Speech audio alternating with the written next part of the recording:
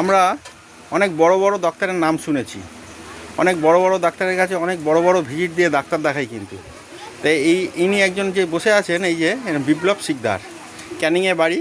ইনি একজন homeopathy doctor. খুব যে বিশাল প্রচার আছে তা কিন্তু নয়, আর খুব যে বেশি ভিজিট তাও কিন্তু নয়।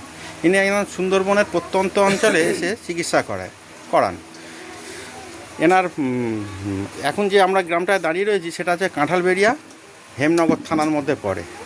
তা এই যে পেশেন্ট বাচ্চা কোলে নিয়ে বসে আছে, এনার মুখ থেকেই শুনবো ইনি কত বড় মাপের ডাক্তার এবং কত ভালো ডাক্তার। আচ্ছা বৌদি, শুনেছি নাকি তোমার বিয়ে 7-8 বছর হয়েছে, বাচ্চা কাচ্চা হচ্ছিল না এরকম শুনেছি, এটা কি সত্যি? তারপর কি হলো, কি তারপর বাচ্চা যে মানে তোমার কোলে যে রয়েছে, তা তুমি শুনেছি নাকি অনেক বড় বড় ডাক্তার দেখিয়েছিলে, তাতে কোনো ফল পাচ্ছিলে না।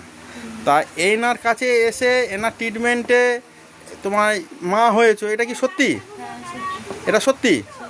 তাই এনার সঙ্গে কিভাবে পরিচয় হলো? কাকুরা গিয়েছিল, কাকুরা দেখাতো, কাকুরা বলছে ওই ডাক্তার খুব ভালো।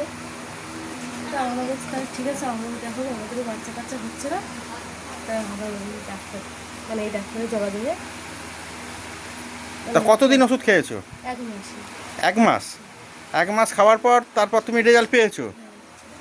তার মানে তুমি এই ডাক্তারকে উপর তোমার খুব ভরসা আছে, তার মানে তুমি যদি এবার কারোর যদি এরকম প্রবলেম হয়, বা কারণ তোমারও যদি কিছু প্রবলেম হয়, এই ডাক্তারের কাছেই আসবে।